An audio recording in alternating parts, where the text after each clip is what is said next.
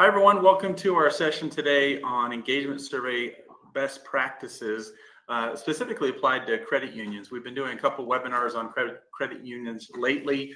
Last time we shared a lot of benchmarking and insight data. Today, we're going to talk more about how to actually run a successful campaign and use employee data successfully to create change and improve retention in your organizations. I'm joined today with my partner here, Christian Nielsen. Christian, you want to introduce yourself? Yeah, thanks, Charles. Christian, I've been with DecisionWise for about 11 years, most of that time as an organizational development consultant, focusing on survey data and employee engagement and those type of things. And now I lead our partnership efforts. So looking forward to the conversation. I've worked with many wonderful credit unions over the years. Thanks. Yeah, and same here. So we want to kind of distill at least or provide some insight in terms of what we typically see in credit unions and what some real best practices is. So we have a real comprehensive set of slides to go through with you today. We're probably going to go too fast. You might not remember all this, but it will be recorded. And we have some resources and things that you can rely on to kind of augment maybe what you're doing currently in your own organization. So we're going to touch on these agenda topics. Pretty standard going forward. We'll talk about kind of the survey questions or how to structure a survey, how to get good participation in point number 3. Really then, what are you going to do in terms of reporting and analyzing the results to kind of make some good decisions?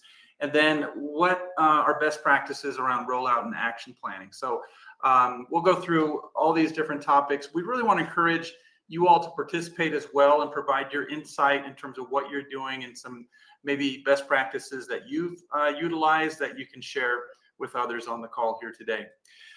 I briefly want to touch on the trends that we're seeing in the workforce. Now, these we've been tracking over the past 5 years or 6 years, as you can see here. And what we're seeing emerge now in 2025 in terms of the top topics are concerns around compensation. We see that a lot emerge, like on the comment questions that we ask on the survey. Workload, culture, and diversity, equity, inclusion, and belonging. Those are kind of merged together as a topic. Processes is coming up a lot in terms of efficiency, adhering to processes, understanding processes. And the last one is just organization communication, hearing about what's going on, feeling like you're well informed about different topics. They're not as pronounced as maybe what we saw last year in terms of the compensation concerns.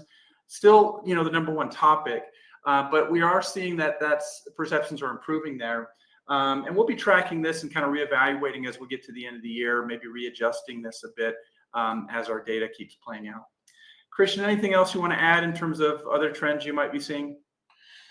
No, I think as we get into it and start talking through some of the specifics, and we'd love some input from the chat if you're seeing other things as we go through this, we can address it. But it's been a fascinating few years in employee engagement.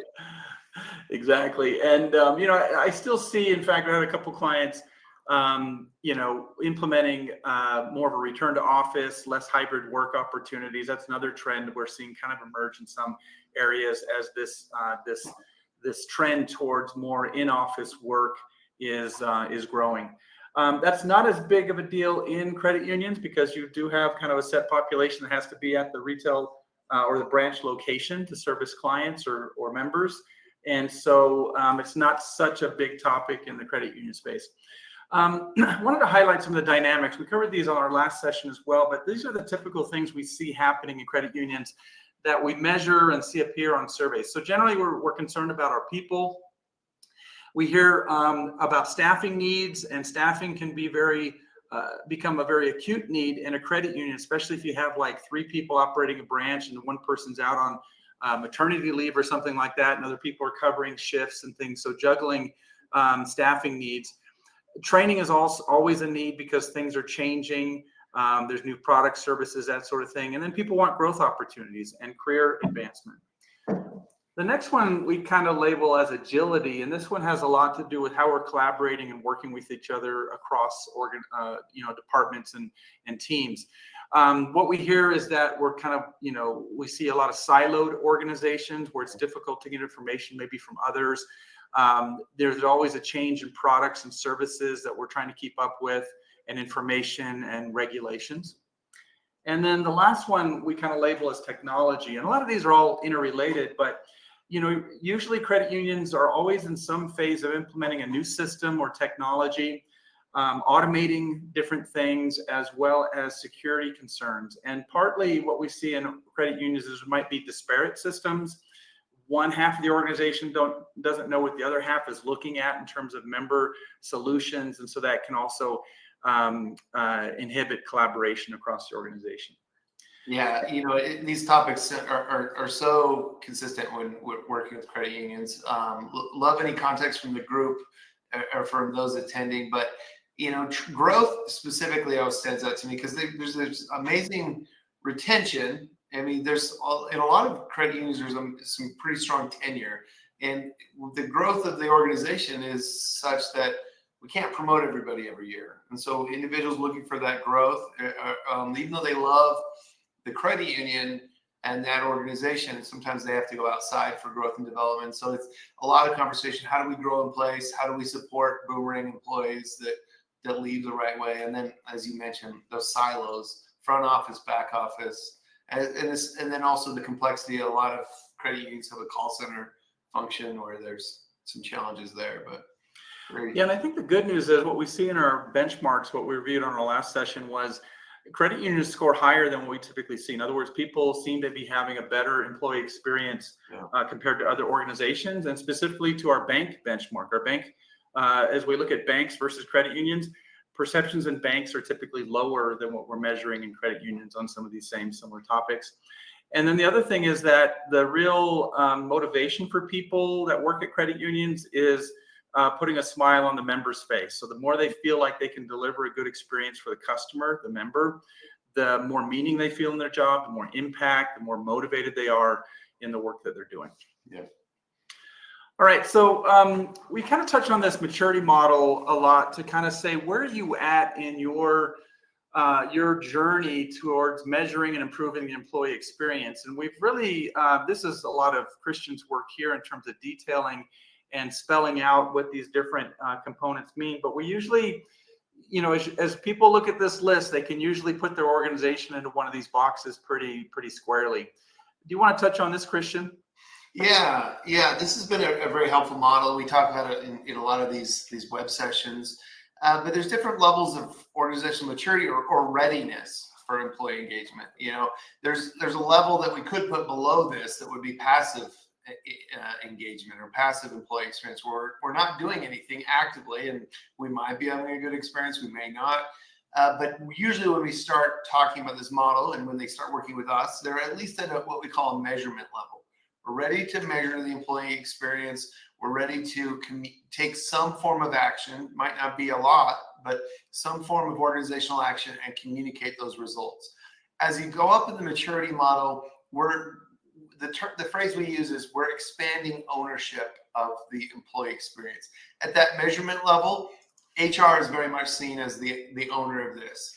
And HR will always be the subject matter and matter expert, as well as maybe the sponsor and ownership of the formal measurement process. But what we're really trying to get is expanding that through the leadership structures. We move into commitment. We want executives to buy into the employee experience and employee engagement as a strategic priority. As we get into that management level, we're expanding that to managers and so forth. So the long story longer, the way I like to think about this is when we run an engagement survey, there are going to be things we need to take action on specific to the survey results. But we also want to be working on expanding ownership. So we're kind of fighting on two fronts. We want to respond to the feedback, but we also want to move up this maturity model in terms of how we view and how we expand that sense of ownership. If HR is seen, if this is seen as an HR only initiative, very limited things are going to be possible.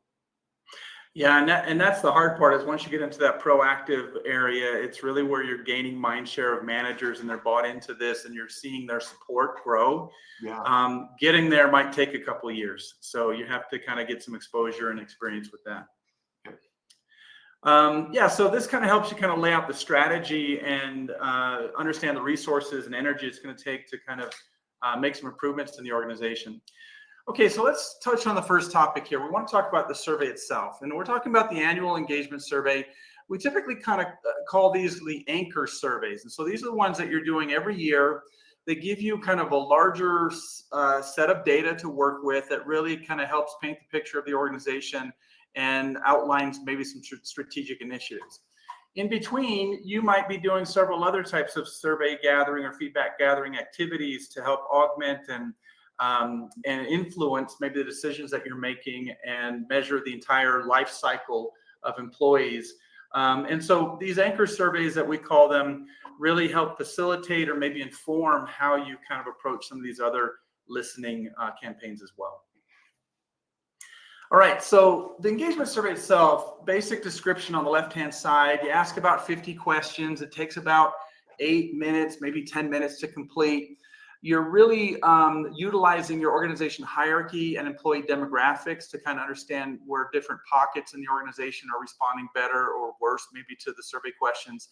You can do some extensive analysis. There's usually an executive debrief of the results to kind of say, hey, here's what we're seeing in the organization. We then can provide reports for every manager. This is where your hierarchy is really important, and you can drive a lot of manager involvement in the results.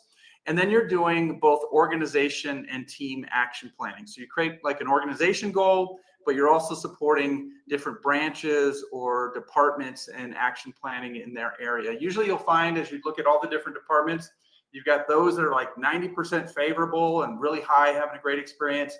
And then some that are like 60% favorable. And we're seeing more negative or disagree responses to the survey questions. So there's definitely opportunities that are localized in your organization. Your outcomes are several. So maybe we're just trying to understand a baseline. Hey, where are we? We think we're doing pretty good. We're not sure. Let's just kind of get a measurement point, kind of quantify this stuff. Typically, we're saying, though, what are the factors that drive performance for our organization, the people factors? So if we know that we've got a great experience, people feel like they belong here, there's good training opportunities, those are going to drive good behaviors and high engagement in our organization. That's what you want to measure. Then you're looking at these themes and opportunities, because again, out of 50 questions, you want to summarize and really get to which questions kind of tie together and explain the story. Empowering managers, we talked about with results, and using the data to promote change. Generally, if you're going to give data to your leaders, they will react. So it's a catalyst for people to take some action, because everyone's hyper-focused on low scores and they want to attack those things and make some improvements. And this is a way to drive that, that change. I think that's all I wanted to cover here in terms of the strategy. Yeah. Jump in, Christian. Yeah, no, I just, you know, one of my favorite aspects of working with credit unions is just the concept of the member. We talk about our customers as members, and I like that because it suggests a deeper connection to them. And I just keep thinking through, you know, we can carry that into the employee experience. Are we creating an experience that the employees feel like members and or feel a deeper sense of belonging? And so with a lot of our products, we talk about this concept of, we're really trying to understand what experience are we creating, and is it the right experience? Is it leading to the right membership, or excuse me, the right member experience? And our employee experience is going to have a huge impact on the experience our members ultimately have. And so thinking that through, what experience are we creating for our employees? Is it going to lead to those outcomes that we're comfortable with? So kind of beginning with that end in mind in the design of our annual surveys. So let me get into a little bit more detail here. So generally we're saying, you know, 45 to 55 items. It doesn't take very long. Some people say, oh, I only want to do 20 questions. We don't want to like burden people with a long survey. We always recommend more. So it gives you more data to work with, and it doesn't take very much more time. And participation is still very high with that length of a survey. We've got questions related to different categories or topics like the job, team, and so on. Typically, we say keep the comment questions limited. Don't ask more than maybe 2 or 3, because that's where it really extends the length of the survey. People have to take more time to type in a response. There's kind of a trade-off between using customized and standardized items. Customized items allow you to really measure the experience you're trying to create that's unique for your organization. But there might not be a benchmark or a comparison point that an organization like us would offer on a standardized item that we've used with clients over several years. And then you want to make sure you're trending. So we do encourage you to change your survey over time. But if you change it too much, then you really can't compare year over year very easily. So those are the trade-offs when you're looking at designing your survey going forward. Next, we've got benchmark comparisons. There's several you can choose from. So as you're thinking or shopping around to say, what's a good way to compare our performance or our organization to others? The global benchmark we always recommend you use, because that allows you to kind of see, compared to most organizations, how do we compare? Generally, the global benchmark will have a lot more data behind the different questions. And so if you decide to kind of use different questions or customize a bit, then the global benchmark allows you a little bit more leeway. Industry benchmarks, like our credit union benchmark, is a subset of organizations, and not everyone's using the same questions in those cases. So it might be a more limited question set to choose from for benchmarkable items. We have about 50 standard items that most of our clients use, and then another 173 total items that we can provide some benchmarking for that other clients have used in the past. So there's some variance there. A lot of times people will say, in terms of benchmarking, well, I want to ask this question. I want to know what my 5 most close competitors here are scoring on that question. Well, that's not really possible for most companies or organizations, because maybe half your competitors aren't even doing a survey, and maybe others are working with other organizations. So that's a common response we get here from executives a lot of times about trying to get really specific benchmarks. Indices is another way to look at your data. And so the most common one we're using is the engagement index. And we talked about this before on past webinars, where we use a subset of questions on the survey to measure this concept of engagement. And this is very important because we can break people into different groups based on the level of engagement that we're seeing, create profiles, run a driver analysis, understand why people are less engaged and what are the factors or questions contributing to that. So it gives you an idea of not only this overall score for all 50 questions on the survey, but really how engaged are people in their work and what is contributing or not to that experience. From here, there's several ways to break down the survey questions, and I'll show you kind of how the structure looks or how this would look online.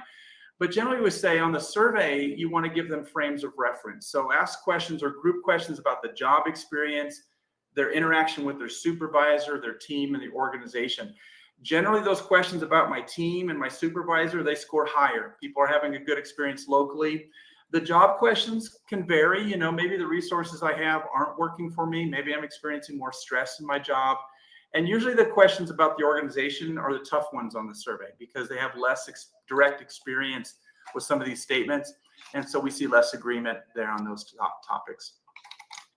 And then one final breakout or way to organize your questions are by additional themes. Now, we have several themes here that we measure around the concept of magic, so meaning, autonomy, growth, impact, and connection are common themes that we use.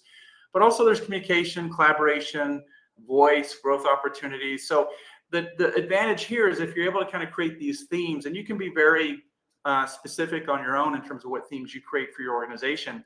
It then says, okay, what do we need to do around communication? What's working or not working at the supervisor level, the organization level, or whatever.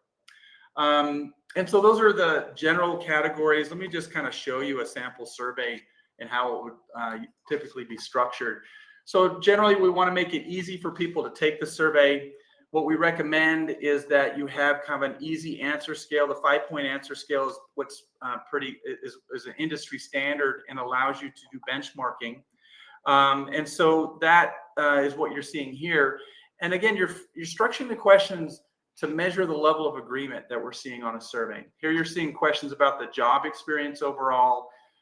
We normally recommend just keep all the questions on one page so people know how long the survey is and when it's going to end. If you kind of create too many pages, you might get frustrated because you're not quite sure when the survey is going to finish or how long it's going to take. And then I mentioned earlier at the end, we just have those 2 open-ended statements. What do we need to improve the most? And then what are the greatest strengths of the organization? So it's pretty simple, straightforward. But again, we're getting kind of a group of data, a big group of data to work with. Christian, anything else you want to add in terms of survey design or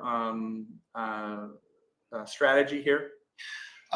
Just it's also a really great thing. Charles, you mentioned some of the inconsistency around tech awareness and things like that. So if you've had any recent change initiatives, that's a great thing to include in here and to try to understand. The other path with that is to see how those come up in if they come up organically in the comments. But thinking outside, we don't want to run 1,000 different surveys for 1,000 different reasons. We also don't want to overpack the engagement survey with too many things. But I think recent change events are another really great consideration. Yeah. Common questions we get here are, hey, can we add an open-ended question if someone says disagree to any of these statements?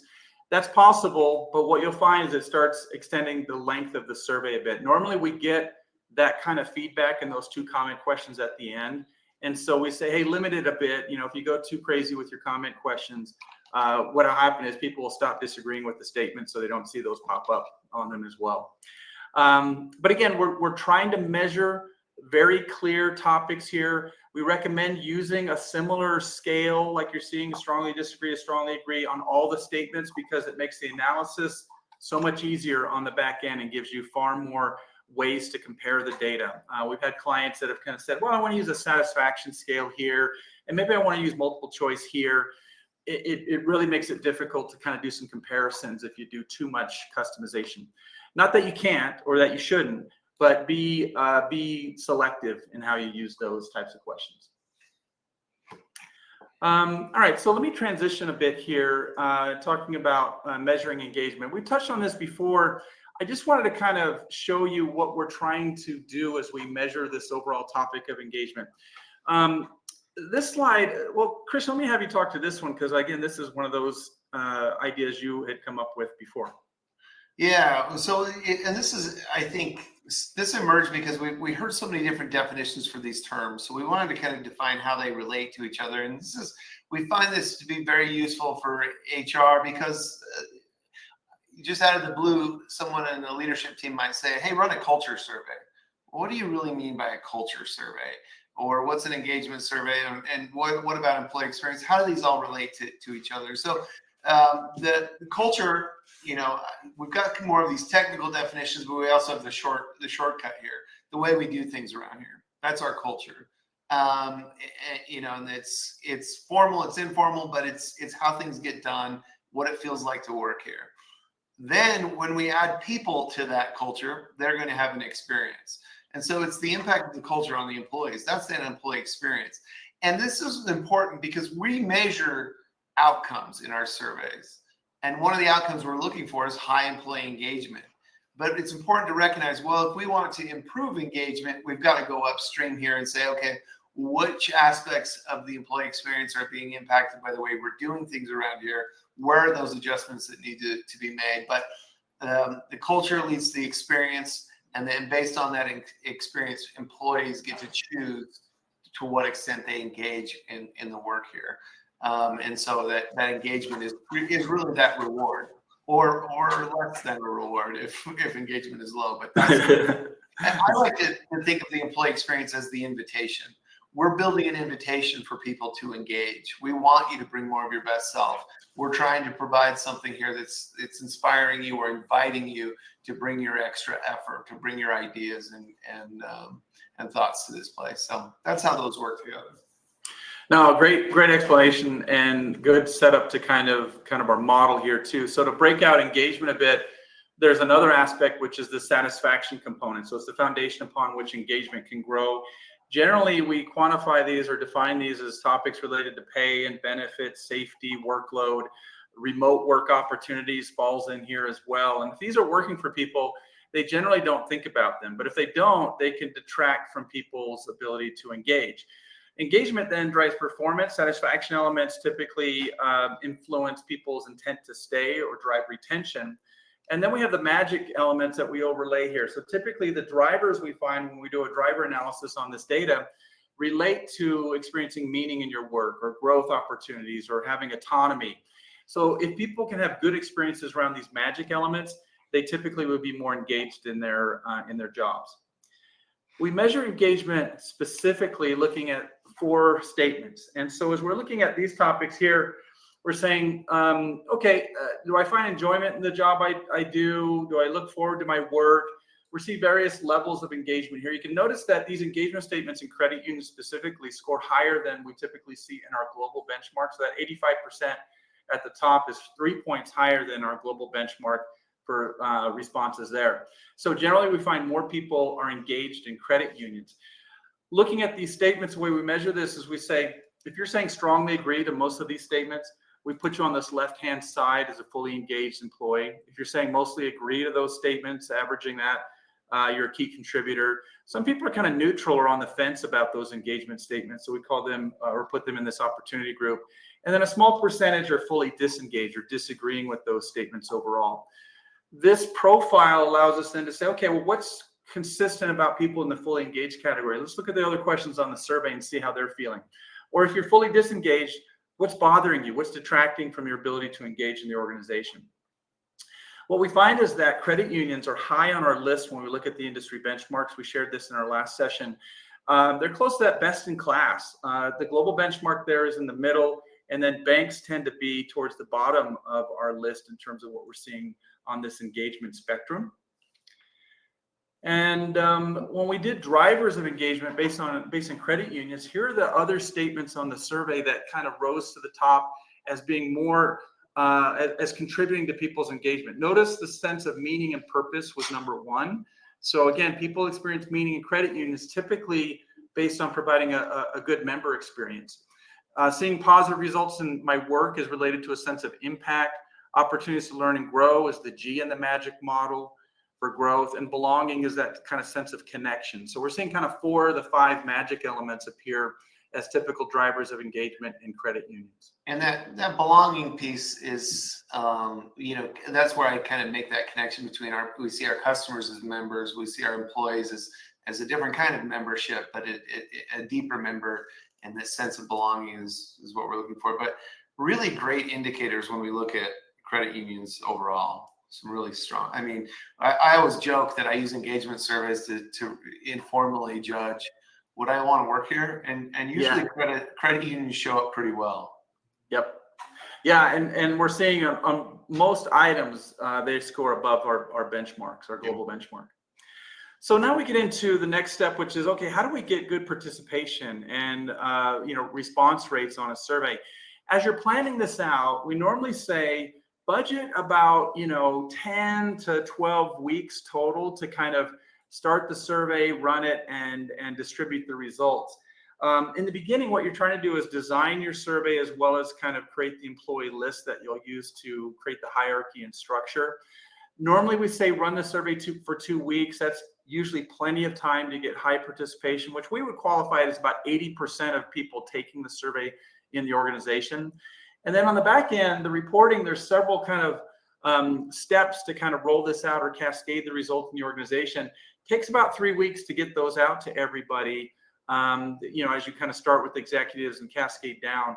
And then we get into action planning, which is the 4th topic that we'll talk about here later. Just to give you an idea of the possibilities here, as you're looking at different areas or groups to measure demographic comparisons, the hierarchy, supervisor structure.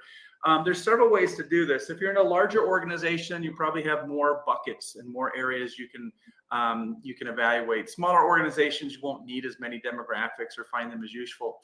But generally, your department one is very important.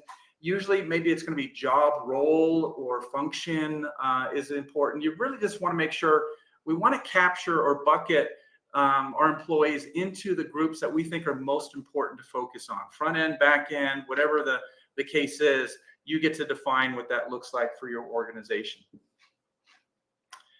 And then the hierarchy is very important too as you think about this. This usually takes a lot of work because sometimes your HRIS isn't very organized. Maybe you've gone through a merger, maybe you're upgrading systems, or it just hasn't been changed since an organization structure change. We're trying to just make sure all the right people get the right report on the back end. So any manager that gets 5 or more responses can get a report. And in this case, you're just trying to make sure that we've got everyone organized the right way, so that when a manager gets a report, they don't say, hey, I don't have 10 people, I only have 8 people. What's going on here? That's where you want to really lose some credibility if you don't get this right. Yeah. Survey methods, credit unions, it's pretty easy. It's all email. Everyone's got a corporate email address. And so generally we don't see too many problems in terms of participation. We've had credit unions get 100% participation, 99, 98% participation, and really drive home, hey, the importance of taking the survey, giving people time to take the survey, contests, things like that.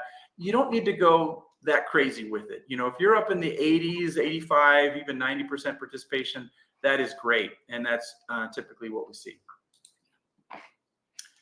And then the survey experience, we've talked about the length of the survey. The one thing we want to point out here is that, you know, we're not asking demographic questions on the survey. I think you noticed that in the sample that I provided, because if you're using your employee list, you already have that organized on the back end. And so that's a real helpful piece to get good data.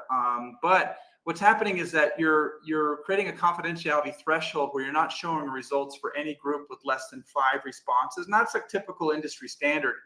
Some credit unions we work with, they lower that a bit to maybe 3 or more, because they might only have 3 people in a branch. And so that way a branch can get a report if everyone takes the survey. So you can lower that number if you've created some confidence and trust in the process previously. Normally we say start off with 5 or more. The next year, maybe you lower it a bit so more managers can get a report. But that's if you've handled the data correctly and there hasn't been any not breaches, but consequences, you might say, from the survey results previously. And then tracking participation. This is just something you want to make sure you're doing throughout the survey. You want to send out reminders, give people opportunities. Here you can kind of see if there's any hot spots in your organization where they're at risk of not getting a report. Sometimes when you do the survey the first year, managers aren't as enthusiastic as they should be. And what happens is they don't get a report because only 3 of their 8 people took a survey because they didn't really encourage it within their group, and they're left out. And that is a good motivation for them to then do it the next year. So it's usually after the first time you do it, they realize the importance of the survey and getting good participation, because they get left out of the action planning process due to low response rates. And so that's what we've kind of got for that. I guess, Christian, anything else you want to add here? Any other tips or tricks for getting people to participate or take the survey? Yeah, I mean, I like that you called out, if you're in that 80% range, you're in a pretty healthy range. Like we see some organizations that overly mandate it. It gets to the point of coercion. Yeah. And it can be tough to keep trust when I mean, especially if it's the first time running it, people are a little nervous about the experience. Often we'll see participation go up between the first and second year when it's done right. So just keep that in mind. We're not necessarily trying to get 100% participation. There's limits to what is productive in terms of. Yeah, and talking about sample size and margin of error, if you got 86% participation, if everyone else took the survey, the results wouldn't change. The overall results would be the same for every question. The margin of error is very low. Exactly. All right, so I want to jump into reporting. Really, I want to talk a little bit about the strategy. So how do you look at your data? What are you looking for? Here, I've kind of got just a simple approach to looking at the data overall. So generally, we look at the overall score. The overall score is the score for all the questions on the survey. And then we look at the engagement score. Remember, that's just a subset of 4 questions to kind of understand what engagement is. Sometimes you'll see a difference. A lot of times they're about the same. So you'll see like 80% favorability for all 50 questions, and 80% as our engagement index. But sometimes it differs. Sometimes you might see like 75% and 80%. And that indicates that people are still engaged, even though maybe some things are bothering them on the survey. Trends, did our score go up or down? Benchmark comparisons, are we higher or lower compared to what we typically measure on these statements? And then you get into the themes. So we're looking at high scores, what's working well in the organization? What are the things that people are generally agreeing with the most? Low scores, what are the opportunities? Are these things that we should action on? Are these the topics as an organization that need attention? And did they go up or down? And how do they compare to the benchmarks? Maybe your highest scores are still below what we typically see in the benchmark, or maybe your lowest scores are above the benchmark and not really a clear opportunity. And then focus on your key populations. What about those in the call center compared to those in maybe loan processing versus those in retail? The comment insights are also very valuable because we'll capture the things that are bothering people the most, for example, get mentioned more in the comments. And so that then can be tied back to the quantitative data as well. And those comments I mean, we have benchmarkable items around things like compensation and things like that. My preferred method is just to see if those organically come up in the comments. Ask me if I should be paid more. Yes, is how those often work. And so unless we often counsel, don't ask questions unless about anything you're not willing to take action on. And sometimes compensation plans and things like that are outside the scope of action. So I'd prefer just to see if those organically show up in those comments. Yeah, very good point. And sometimes just might start with the comments and then look at the data too. So it gives you that perspective as well. Yeah, exactly. Here I'm just going to show you how I might approach this data. And this works with virtually any online reporting tool when you're looking at employee survey results. We have the overall score. We've broken out that 5-point scale here in terms of these different categories. So we've got your percent favorable, which is your agree and strongly agree responses. We notice that it's up 2 points from the last survey we took. So we're comparing this to a trend campaign of 2024. Similar questions that we measured there. 13% of those answers were neutral, and then 9% over here. You can see the strongly disagree responses. What everyone does is they scroll down here, they look at all the questions that we asked on the survey, and they immediately sort this by the low scoring questions. So tell me what is not working in the organization. I want to see what my problem is, and I'm directly going to attack this. That's one strategy. It's not the most comprehensive or maybe useful strategy. In this case, what you're seeing is that we work effectively across departments and functions. Only 54% of people said agree or strongly agree to that statement. The good news is it did go up 6 points from the last survey that you conducted. So, hey, we're making movement in the right direction on this particular question about working effectively across departments and functions. So this is a commonly lower scoring question, and we'll show you some benchmark comparisons here in a moment. But also, the organization being responsive to ideas. Here we're seeing plus signs on several of these statements. That's a really good indicator. What I like to do then is to say, what are the topics here that we're seeing as a theme? All right, collaboration, listening, communication. Here's another listening statement in question 39. So we're seeing kind of communication topics emerge as opportunities. Here's one about workload. It's up 3 points, slightly lower than we typically, one of the low scoring questions, kind of the bottom 5. When I look at the benchmark comparisons, which we'll get to in a moment, though, we'll notice that a lot of these statements score higher than we typically see. The good news is, too, on these lower scoring topics, we're moving in the right direction. We're seeing more agreement on these statements. And for 531 people, a delta or a difference of 5 points or more is going to be significant. So notice that the color changes on the right-hand side. These green ones indicate that, yeah, that's a significant improvement.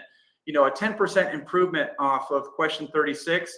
That means that another, 54 agreed with that statement this year than what they did last time when we asked this same question about professional growth. That would tell me that you as an HR team put some time and effort into maybe communicating or offering professional growth opportunities in the organization. The other thing you can look at is to say, okay, well, where did we see the most positive improvement? Where did we see a lot more agreement on these statements? Well, here's another question about growth that went up. Here's another one, or here's a statement about contributing or the sense of impact.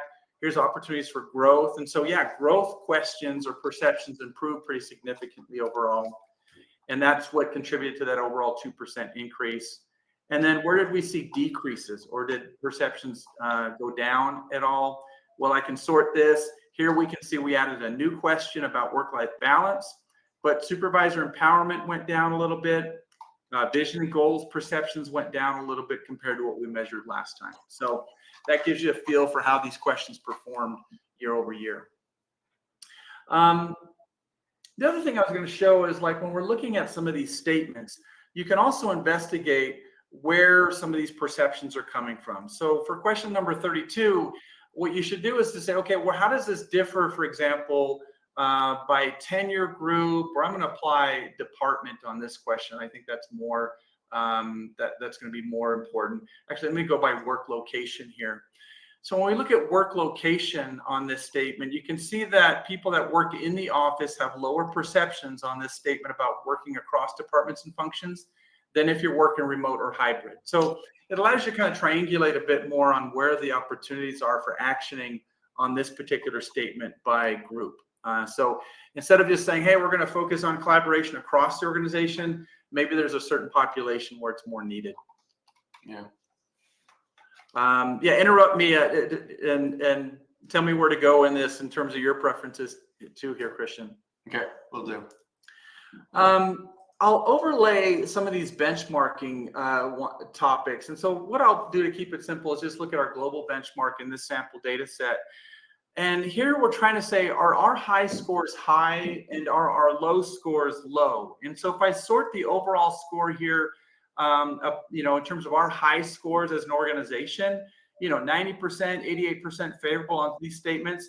Well, those are kind of similar to what we're seeing and even above the global benchmark. So my supervisor communicating important information, that's 5 points higher than we typically see.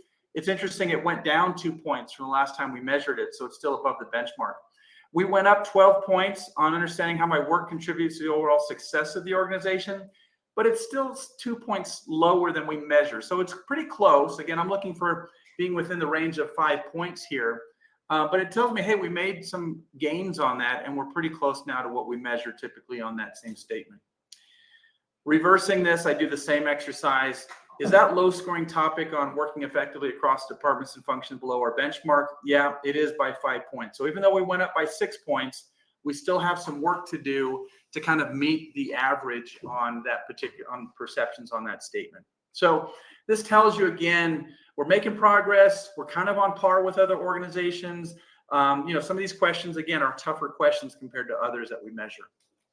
You know, Charles, as we're looking through this, I'm reminded of something I heard from a client just earlier this week. You know, they had been using a different platform and they had some amazing data, but ultimately they said, you know, we realize now we're data rich and insight poor. Where they've got a lot of data, but they don't know how to really what's strategic, what do we act on? And I think that's why, you know, we start this conversation. Not only we don't just jump right into the survey day, we talk about magic, we talk about some frameworks, so we have a better understanding of if this then that, so that when you get your hands on this level of data and detail, you can start to distill, okay, what really matters? Where do we have leverage points that are going to actually improve the employee experience and improve engagement? So, you know, Charles and I geek out over the more data, the better. But ultimately, we also recognize that it's just fun if it's not leading to actual results for the organization. What's the point of this entire exercise? So just keeping that in mind as we think through. We want to be data rich, but we also want to be insight rich. Yeah, because what you're trying to ask or answer is your executives are going to say, okay, tell me what the data says and tell me what to do. And that's what you're trying to get to with the data here. Exactly. You know, Christian, you touched on the comment or mining the comments a bit to understand what's going on in the organization.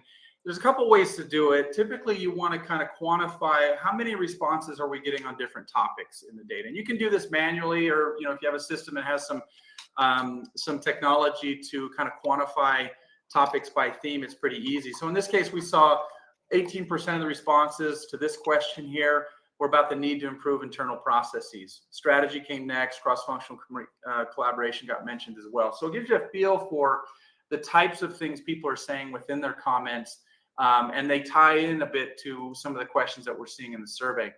The other thing you can do is to kind of summarize the comments as well using AI. And you can either do it, like in our tool, we have this functionality, but you can use really any AI tool now to generate similar output. So if you have a lump of data or a lot of comments like this, utilizing AI to summarize these is very helpful because you get some really good bullet points and ideas on what to focus on. In this case, we're seeing topics around leadership and management, DEI, the culture, compensation, benefits, and so on. Systems and processes, remember a lot of people talked about that. Well, now we can see specifically what people are saying about that particular topic. So this allows you then to say, okay, what do we need to do? And here's kind of some specific suggestions that you can action on. So I'm gonna, let's see, there's nothing else. There's several other things I could go on and on here in terms of what you could do in terms of playing with the data. But again, you're trying to identify themes. You're trying to say, what are the specific populations we need to work on? And again, what are we wanting to do as an organization? Is it, collaboration? And then what are the areas or locations that we need to focus on to improve the employee experience? At the end of the day, what you're trying to do is identify, again, the strengths and opportunities, and then formulate a plan around how we might improve some of those things that have been identified. The next type of report that you'll want to provide is something that empowers your managers with data. Now, you can give them access to an online platform where they can look at the data and do some sorts and have kind of a similar experience.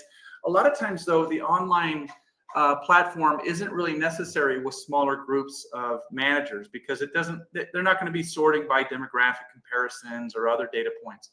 So if you can package the results in a way that's easy for them to consume and action on, that's very helpful. And so as an example of that, I'll show you this PDF report that we typically generate for managers or different groups. In this case, we're talking about IT, and there's 12 people here. And so here they can see how they scored, the difference from the organization overall, the different groupings or themes that we're using here by job, organization, and so on. And it also gives them some comparisons. So here's your high and low scores and how we compared the year before. Generally, they're going to be looking at those low scores and saying, okay, what can I do? Okay, as a manager, I need to empower my people more. But this provides some instructions and kind of a formatted way for managers to really approach the data and use it to action plan within their teams. This data or this group had lower perceptions overall compared to what they had before. And so the conversation is going to be, what changed? People don't enjoy the day-to-day work they perform as much. So what's impacting people's perception on question number 10? And that's the conversation you want to have at the manager level. I'm not going to go through more. There's several options that you can provide in terms of data points, recommendations, ideas, things they can do to kind of create an action plan that are kind of built into this report. But what you're trying to do is just basically guide them or provide them resources and support to have good conversations with their team. We'll touch on that here in a moment. So let me touch on the action planning and rollout piece as we kind of get to the conclusion here. Generally, there's kind of several steps. So this is where the heavy lifting takes place, where you're rolling out the results in your organization. You're trying to first expose your executive team to the data, get some buy-in or at least some, what do we call it, consensus around what our topics or themes should be, because then that'll cascade. Because your manager will want to know, okay, well, what's the organization doing? What should we kind of, follow in terms of their lead on some of the action planning initiatives? As you start distributing those manager reports, though, you do want to maybe, you want to encourage your department heads to have one-on-ones with their managers. Maybe your HRBPs are helping to support that. But that's really what you're trying to encourage is that manager level action planning. You might decide to just work with those that had lower scores in some departments because others that have pretty high scores will just need to maintain what they're doing going forward. And that usually translates into kind of a two-tiered action planning approach. Where at the top, you're saying, okay, what are the one or two things we want to work on as an organization? And then how are we going to support the team action planning as we roll these results forward? So there's kind of these two things happening consecutively. The important thing is we've got this blown out and really described and all these. It looks a little overwhelming on this slide.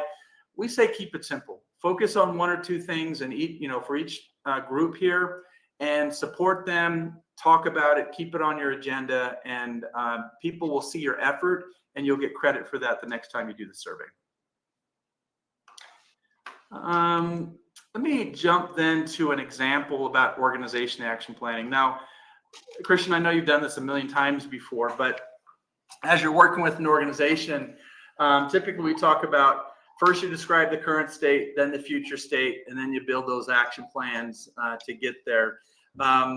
There's several action planning approaches that you can use, start, stop, continue, SMART goals, things like that. What's your take on this one, Christian? Do you have an opinion on how this works, being an expert in change management yourself? Well, I think this definitely has a place. What do we find is a lot of times we want to really try to solve a problem before we understand it, or we don't know what end state we're really shooting for. So we've gone through this exercise so many times in workshops and things where we say, okay, now before we solve it, what does success look like? And then let's try to zero in on something that's reasonable. And I like to throw out time horizons. In 12 months, if we get this right, how will we know? What does that look like? What does that feel like for our team? And then I like to set that future state and then back into it. Okay, that's where we want to go. Where are we today? What does this survey tell us? Okay, now how do we build train tracks from current state to future state? What are those actions? And then again, I like to mandate time or at least throw out some time horizons. If we're going to do this, what are we going to have done in a month? What are we going to have done in 3 months? Those of you who are familiar with this type of survey and this type of work know that it's hard to get people excited initially. It's really hard to keep them excited throughout the whole year about this. And so another part of this conversation is how do we weave this into the other operational priorities we have? We have goals, things we're trying to do, member experience, member goals, those type of things as well. So weaving your feedback into those efforts also helps keep this alive. That's a really good point, because a lot of times you don't need to create a new goal. You're just trying to use this data to inform how you action on a current goal. And here's a fun twist. I've never run into an action planning, especially a group action planning session where people are excited to subtract things. It's always, what can we add? What can we add? What can we add? And so that's an interesting thing to throw out there. Okay, what can we remove that would help us do better in this? Are there things that we could subtract that would just make our lives easier? And so there's a few different angles to think about this, but I find let's at least spend some time thinking about where we want to go before we build the plan is productive. Let me give you a quick example of how this typically plays out. So one of the topics that comes up is top-down communication. So people feel, we see a low score. People didn't agree with that statement on this organization communicates effectively. When we get a group together, we say, okay, let's talk about that. What's not working? Kind of the current state exercise here. We spend a good maybe hour talking about these different things. And to your point, Christian, what people do is they tend to jump ahead and they say, well, we need to do this, or we should change this, or we should communicate more about this, without really describing what's not working at the current time. Once you get kind of this big list of 10 or 20 items written down, maybe on a flip chart, then you kind of subtract from here. And so you say, what are the things that are not feasible, that we really can't action on, that we'll kind of spin our wheels on? Well, some people don't listen to our emails or read the emails. We'll never really solve that. So let's just kind of take that off the list. Let's take off a couple others. But now let's summarize and really get to the core issues.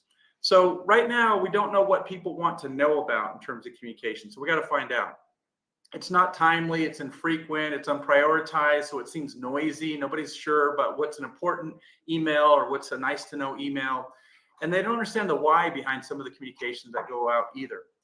And so in the future, we will have a resolution to each of those. We have kind of a nice description of what that will look like in the future. And again, if you're doing this and using a flip chart, now you've created 2 flip charts and you spread the 2 apart and you add the blank one in for the actions. And here you're going to create those railroad tracks over to the future state. So to understand what to communicate, we're going to do some focus groups and some team meeting feedback sessions. We're going to provide weekly updates to solve the next 2. We're going to prioritize emails. Level 1 is need to know. Level 3 is nice to know. And then we're going to have managers kind of support the why or explaining the why behind some of these communications. So this is kind of how you get to the actions really easily. They kind of form themselves once you've done the hard work of describing the current and future state. The next piece is then how do we help facilitate team action planning? And just to kind of give you a quick overview, we're basically saying there's this opportunity to review the results where you kind of understand the topics or themes, the questions that you want to pose to your team. Then you get in and you share the results and prioritize themes like we've done before, create your goals, take action, and then evaluate and optimize throughout the year.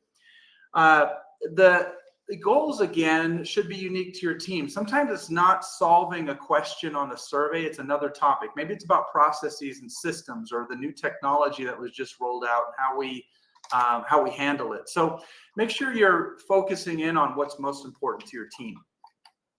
And keep it simple. Don't select more than one or two areas. Right. The next important thing is to make sure you separate action planning from describing what the topics is. So you want your people to kind of sit with the feedback for a bit, discuss it, talk about what's working, what's not working, and then delineate, okay, what are the opportunities or topics we want to solve? Once you have that really well described, then you can, and prioritize, you can then action on that statement, but hold off on action planning until you get there. We've got some support and agenda things that we can send you on how to facilitate or help managers facilitate these meetings. But again, you're trying to make this more of a brainstorming session where there's a good discussion on these topics as opposed to solving the problem quite yet. And then you take that action item that you decided on into your action planning session or portion of that meeting, and you create your goals. To your point, Christian, your goal might be to do less. It might be to continue doing what we've already talked about doing, but now we're formalizing this more. So again, you don't have to recreate the wheel here. You're just trying to work on what's most important to your team. And I usually prioritize actions by two dimensions. Is it doable, and is it going to make a difference? Mm-hmm. Because if it's not doable and if it doesn't make an impact, it's a distraction. And so good to come back to those concepts periodically. That's a really good point, because again, it's got to be something you can succeed at.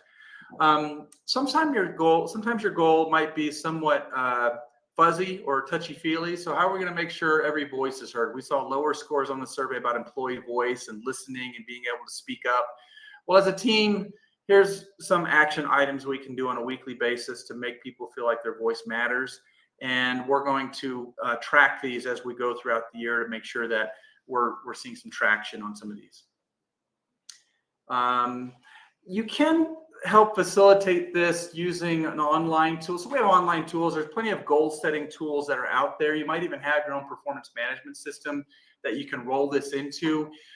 We have another simple action planning tool that helps facilitate this and also gives you visibility as an HR team to see who's creating a goal, what status they're at, that sort of thing. This might be too much for you. Again, if you have other tools, you're welcome to utilize those, or just do this the old-fashioned way on paper and pencil. The key is if you can get your managers, for example, maybe you have a quarterly manager meeting. What you want to do there is have people report back on their success from these action planning sessions. You're trying to build accountability into the process and see progress. All right, conclusion. We're trying to, again, understand and get better at some of these dynamics that we described earlier in the presentation, and really tailor kind of the survey process around these kind of three big buckets in a lot of cases. But in terms of best practices, we try to kind of say, let's keep it simple and summarize this here at the end. Measure what matters. Measure what creates a successful experience. Don't get too distracted about measuring all the other ways you can benchmark. Decide on one or two organization action items, empower your managers with data so they're motivated to do something, and then support that action planning and build some accountability in. And you will see improvement. People will notice the effort, and we see improvement the next time you take a survey. Any other nuggets of wisdom you want to add here, Christian, as we conclude? No, I think the world would be a better place if more companies were like credit unions. Yeah, no kidding. That's my pandering sign off. Thanks. Yeah, keep up the work, everybody. And again, more details to come. If you're interested in learning more, we have a certification course that has similar content to expanded content to what we explained here, and we'll send you some more information on that as well. Thanks everyone for joining. Have a great day. Hopefully you can join us on our next session. Bye now. Thanks all.